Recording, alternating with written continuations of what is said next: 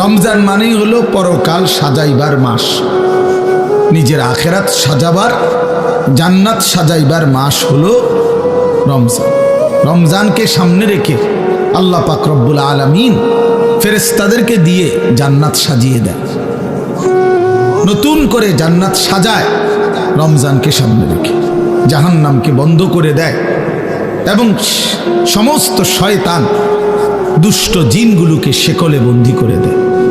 ইজা দাখালা রমাদান ফুতিহাত আবওয়াবুল জান্নাহ ওয়া গুল্লিকাত আবওয়াবুন নার ওয়া সুলসিলাতিশ শায়াতিন। নবী সাল্লাল্লাহু আলাইহি সাল্লাম বলেন, যখনই রমজান আসে তখনই আল্লাহ পাক তার জান্নাতের সব দুয়ার খুলে দেন, জাহান্নামের দরজা বন্ধ করে দেন এবং শয়তানগুলোকে শেকলে বন্দি করে দেন। তার মানে বান্দা যেন শুধুই জান্নাতে যাইতে পারে আল্লাহ তাআলাই কুদরতিভাবে ব্যবস্থা করেন। এই জন্য রমজানে জান্নাতের ব্যবস্থা করতে পারে নাই, জাহান্নাম থেকে বাঁচার ব্যবস্থা করেন। রমজানেও শয়তানি শেষ হয় নাই, দুষ্টামি শেষ হয় নাই, আল্লাহর নাফরমানি ছাড়তে পারে নাই।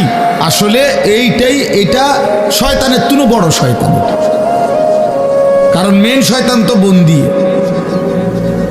মেন শয়তান তো শিকলে বন্দি।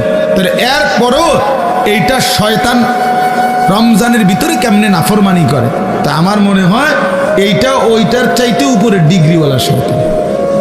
এই জন্য যে এই শয়তানে বুঝাইতে চায় যে ওই শয়তান রে বন্দি করলে কি হবে, আমি তো তার থেকে শিখতে শিখতে তারে ডিঙ্গায় গেছি, আমি তো তারে ডিঙ্গায় গেছি,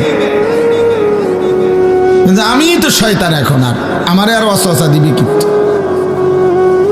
নাইলে একজন মুসলমান, একজন মুমিন আল্লাহ এবং তার রাসূল এত বেশি পরিমাণ রমজানের মর্যাদা ফজিলত এত বলছে, এত বলছে, এত বলছে, এত কিছু বলার পরেও যার বিবেকে একটু নড়াচড়া করে না, তার চাইতে নিকৃষ্ট শয়তান আর কেউ হইতে পারে না।